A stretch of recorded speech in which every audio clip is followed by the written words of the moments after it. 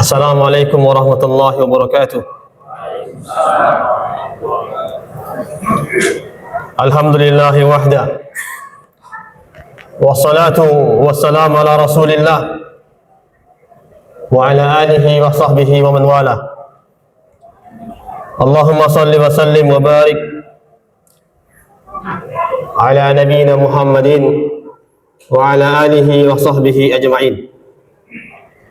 Allahumma israh li sadri wa yassir li amri wahlul 'uqdatam min lisani yafqahu qawli. Apa kabar Bapak Ibu semua?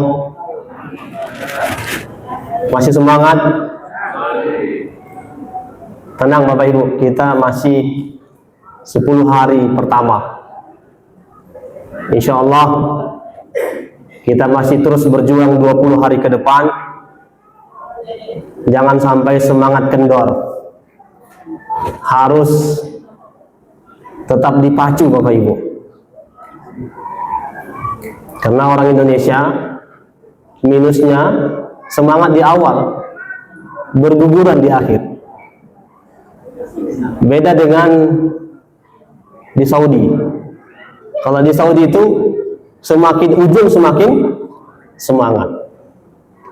Makanya kata Rasulullah, kata Aisyah radhiyallahu taala anha, kana Rasulullah idza dakhala asyara awakhir min Ramadan syadda bi'zarahu wa ayqadha ahlahu wa ahya lailahu. Adalah Rasulullah kalau sudah masuk 10 hari terakhir, dia mengencangkan sarungnya, mengencangkan ikat pinggangnya, membangunkan keluarganya dan menghidupkan malam-malamnya.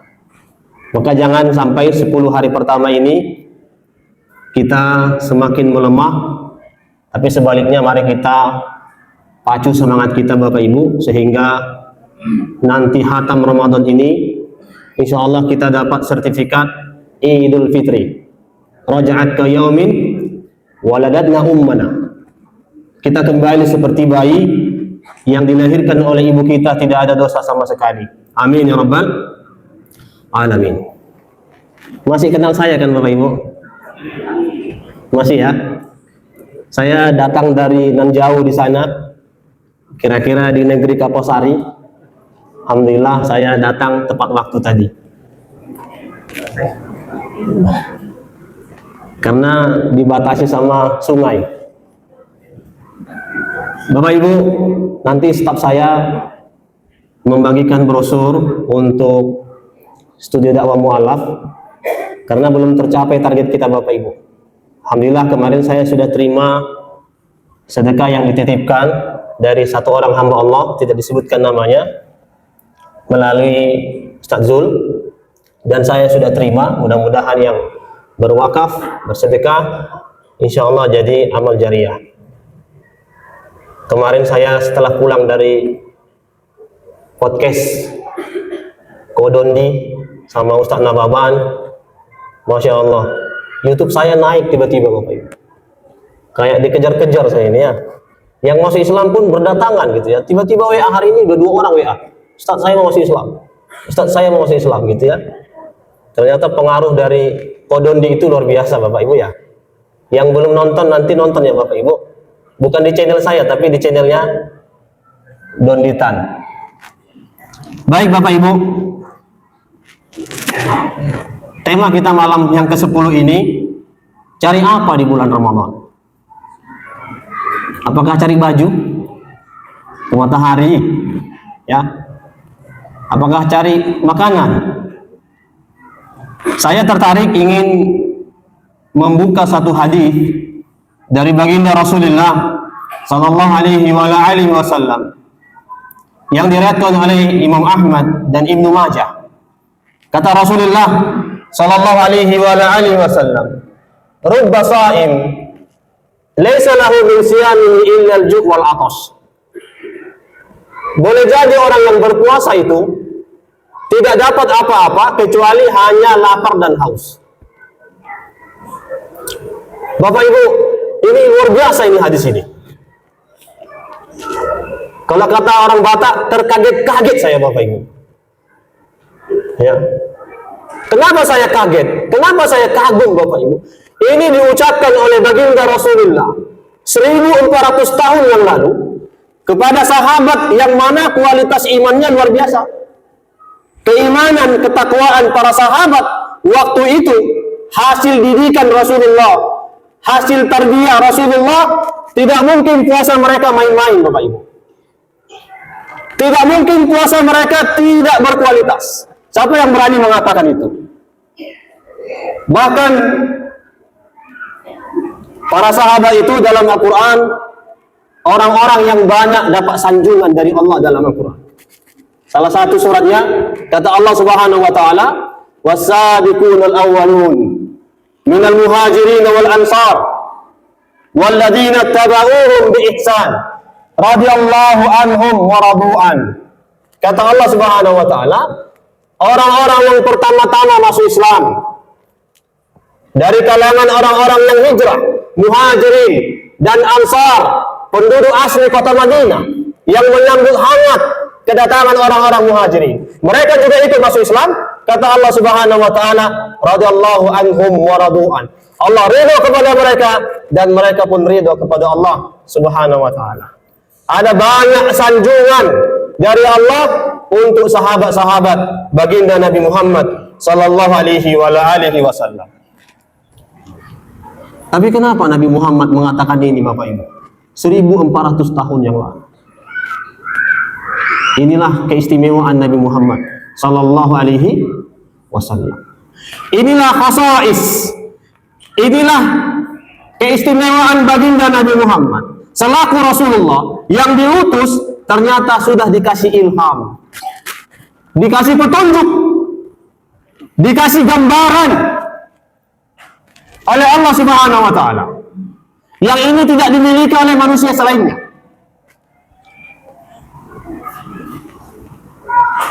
Apa itu? Rasulullah sudah dikasih tahu akan ada nanti generasi ke depan di mana mereka berpuasa tidak mendapatkan apa-apa kecuali lapar dan haus. Ya. Setiap Rasulullah mengucapkan sesuatu, dalam Al-Quran disebutkan tidak berdasarkan hawa nafsu Bapak Ibu. Wa ma yantiqu 'anil hawa in huwa illa wahyu yuha. Apa yang keluar dari lisan Rasulullah bukan dari hawa nafsunya, tetapi semua yang diucapkan oleh Rasulullah adalah bagian dari wahyu yang Allah sampaikan. Ya, maka saya kaget Bapak Ibu, Masya Allah. Jangan-jangan perkataan Rasulullah ini sudah berlaku di zaman kita ini. Kalau di zaman para sahabat nggak mungkin ini Bapak Ibu. Kalau dilihat di zamannya para tabi'in, para tabi'ut tabi'in, nggak mungkin juga. Karena Rasulullah juga sudah menyanjung mereka. 3 generasi pertama, khairun nasi qarni, thumma alladhina yalunahum, thumma alladhina yalunahum. Sebaik-baik zaman emas adalah zamanku, kata Rasulullah, yaitu zaman para sahabat. Thumma alladhina yalunahum, kemudian zaman di bawahnya tabi'in, thumma alladhina yalunahum, kemudian zaman tabi'ut tabi'in, sahabatnya para tabi'in. Ya, maka hadis yang mulia ini Bapak Ibu, kayak-kayaknya berlaku di zaman kita ini. Ya, banyak orang berpuasa tidak mendapatkan apa-apa kecuali hanya sekedar lapar dan haus. Ya, karena itu Bapak Ibu, puasa ini bukan sekedar rutinitas. Ya, bukan sekedar menahan lapar dan haus.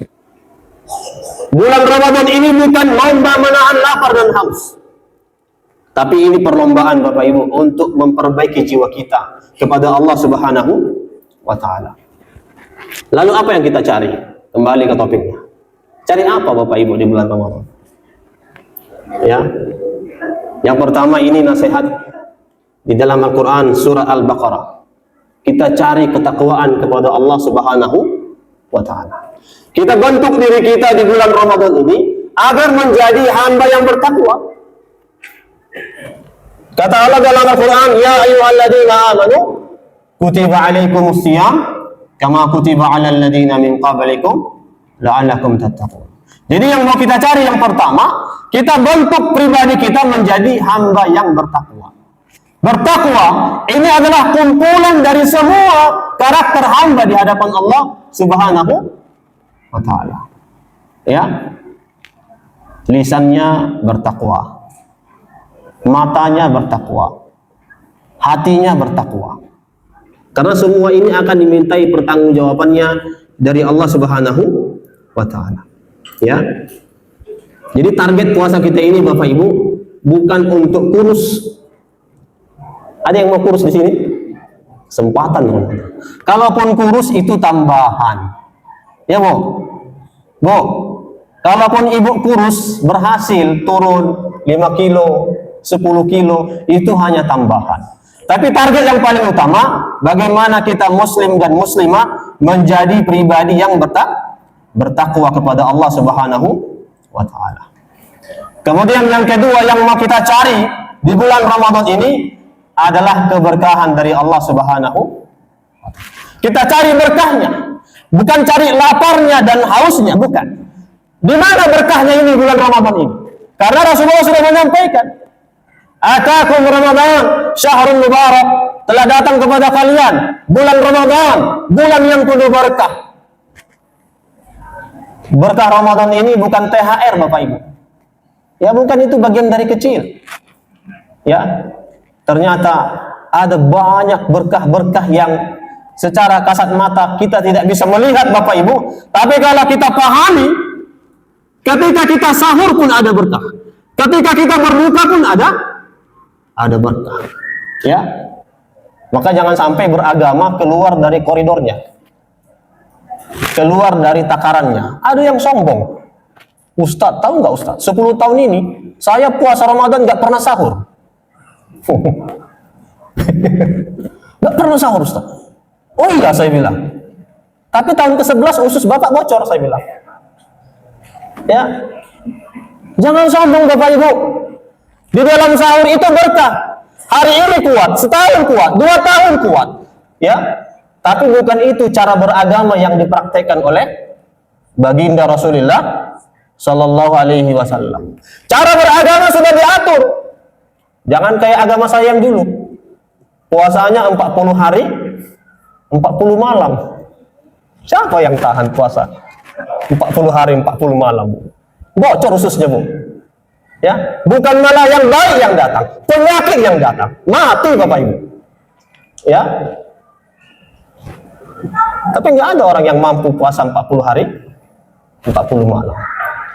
Ya, makanya dalam istilah medis itu beragama ini ada dosisnya, ada takarannya. Kalau ibu sakit berobat, disuruh dokter minum obat 2 kali sehari, Bapak Ibu berani minum 3 kali sehari? Hah? Nggak berani kan? Patuh kan? Begitulah beragama. Kalau Allah suruh sahur, Allah suruh berbuka, ikut aturannya. Di sanalah berkahnya dari Allah Subhanahu wa ta'ala. Makanya kata baginda Rasulullah, "Tasumu tasihhu." Kalian berpuasa, kalian akan sehat. Semua dokter sepakat, semua ahli kesehatan sepakat bahwa puasa itu mendatangkan kebaikan, mendatangkan kesehatan.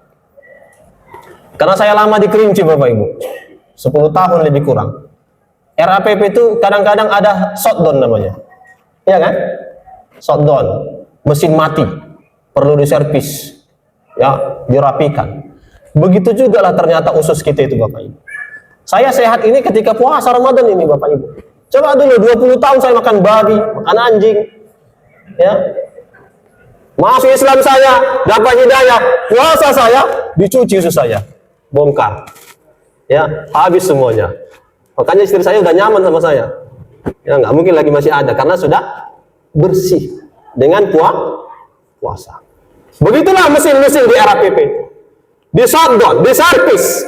Kendaraan kita Bapak servis nggak? Di servis, ganti oli. Inilah kebaikannya, inilah keberkahannya. Jangan sampai beragama berdasarkan hawa nafsu. Biar tambah pahalanya jam 8 aja nanti aku berbuka. Tambah 1,5 jam. Ya, ini konyol, beragama kok konyol. Ya. Biar nanti tambah pahalanya Aku sholat subuh 4 rakaat.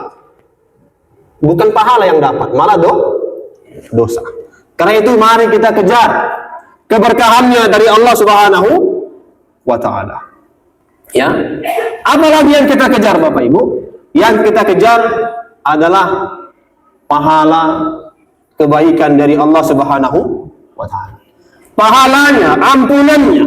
Ini yang disampaikan oleh baginda Rasulullah. Man shama Ramadan imanan wa ihtisaban ghufira lahu ma taqaddama min dhanbi. Barang siapa yang berpuasa di bulan Ramadan, dia beriman kepada Allah, dia mengharap pahala dari Allah Subhanahu wa taala, ghufira lahu ma taqaddama min dhanbi. Allah akan ampuni dosa-dosanya yang lalu. Ya. Ini yang mau kita kejar Bapak. Jangan kita sombong pula. Kayaknya dosaku dikit nih. Ya. Rasanya aku banyak pahala ini. Apa buktinya? Aku rajin sedekah. Sombong Bapak Ibu. Ya, kullu bani adama khata'un. Setiap anak Adam itu berdosa. Ya. Kemudian Bapak Ibu, mari kita sampaikan, mari kita dengarkan apa ciri-ciri orang yang berpuasa hanya sekedar lapar dan haus. Ya, ciri-cirinya mungkin ada di kita ini. Ya. Yang pertama, menahan makan tapi tidak menahan dosa. Ini ciri-cirinya. Dia hanya menahan makan, menahan haus, tapi nggak mampu menahan dosa. Ini yang disampaikan oleh Rasulullah, tidak mendapatkan apa-apa kecuali hanya lapar dan haus. Ya. Yang kedua, mulutnya berpuasa, tapi lisannya ghibah dan dusta.